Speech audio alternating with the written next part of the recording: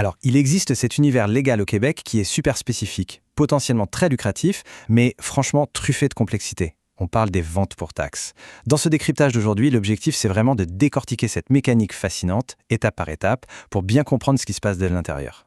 Au programme, on passe en revue le concept de base, on démêle la juridiction des MRC et des villes, et on plonge dans le processus de l'ANCA.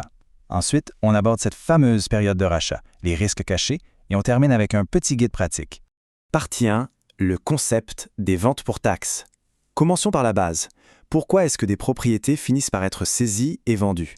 Bon, le terme juridique officiel ici, c'est la vente pour défaut de paiement de taxes. En fait, c'est le mécanisme par lequel les autorités québécoises vendent des propriétés pour récupérer des taxes municipales ou scolaires qui n'ont pas été payées.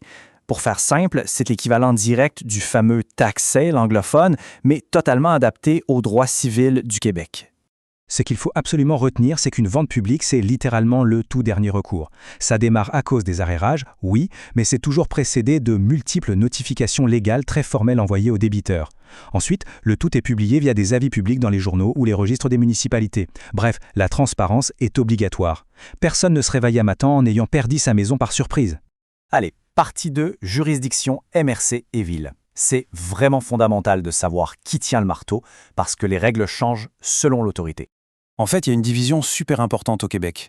D'un côté, on a les MRC, les municipalités régionales de comté. Elles gèrent des ventes regroupées pour plein de petites municipalités locales. Et de l'autre côté, on a ce qu'on appelle les villes hors MRC. Ce sont des entités indépendantes qui ont leurs propres procédures, bien distinctes. Comprendre cette différence, c'est ce qui nous dicte exactement où chercher pour trouver les bonnes listes officielles. Ce qui nous amène à la partie 3, le processus de l'enchère. Voyons comment tout ça s'articule concrètement le jour J, le fameux jour de l'encanche. Alors, comment ça marche? D'abord, la mise à prix est fixée et attention, elle correspond strictement au total des taxes, des frais et des intérêts dus. Il n'y a pas de spéculation là-dessus. Ensuite, pendant l'encan public, la propriété est adjugée au plus offrant et là, boum, un paiement certifié est exigé sur le champ. Et sur ce point, il faut être super clair. Les règles de paiement sont intraitables. Il faut payer tout de suite avec des fonds certifiés. On parle d'une traite bancaire, d'un chèque visé ou d'argent comptant. Si on n'a pas ces fonds en main à la seconde même où le marteau tombe, eh bien remporter l'enchère ne sert absolument à rien. C'est annulé. Passons à la partie 4, la période de rachat. Et là, on rentre dans la phase la plus délicate pour tout investisseur qui s'aventure là-dedans. Parce que la vraie question, c'est que se passe-t-il si le propriétaire d'origine, celui qui n'a pas payé ses taxes, revient réclamer sa propriété après l'enchère? Eh oui, ça soulève un concept clé en droit québécois, le droit légal de ce propriétaire de racheter son bien. C'est un peu comme un compte à rebours. Au jour 1, l'enchère est gagnée et on reçoit un simple certificat d'adjudication. Pas un titre de propriété, juste un certificat. Et là, une fenêtre d'1 an s'ouvre. C'est ce qu'on appelle le droit de retrait. Pendant 12 longs mois, l'acheteur porte tout le risque. Ce n'est qu'à l'expiration de cette année complète, si le propriétaire n'a pas bougé, que le titre final est enfin transféré. Mais attention, ce droit de rachat n'est pas un cadeau pour le propriétaire en défaut. S'il veut récupérer sa maison, il doit rembourser à l'acheteur le montant de l'enchère, plus tous les frais engagés, et en plus de ça, une pénalité statutaire prévue par la loi. C'est un peu la compensation financière pour l'investisseur qui a eu son argent bloqué en attendant que l'horloge tourne. Maintenant, partie 5, les risques et les fardeaux cachés. Parce que oui, l'absence totale de garantie, ça demande une vigilance absolue. Faut pas se mentir, les risques sont énormes. Ces propriétés sont vendues telles quelles. On oublie les inspections intérieures avant d'acheter, c'est zéro, interdit.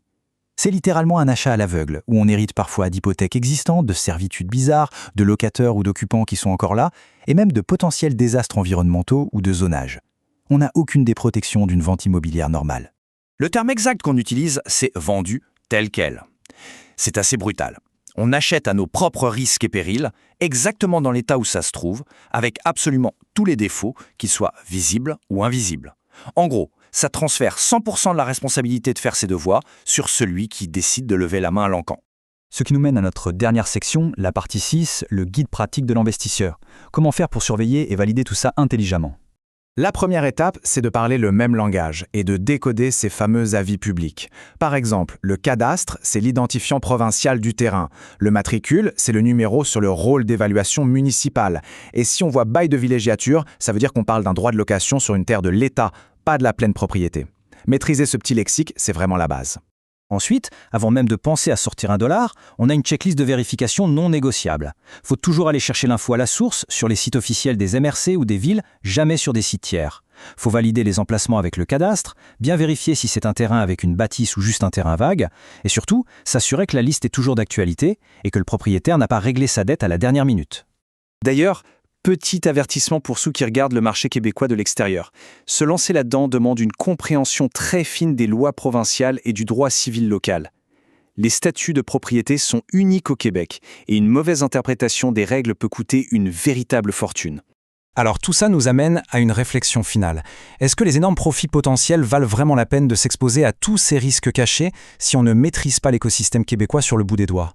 C'est un équilibre risque-récompense fascinant, mais qui pardonne très peu. Merci d'avoir suivi ce décryptage.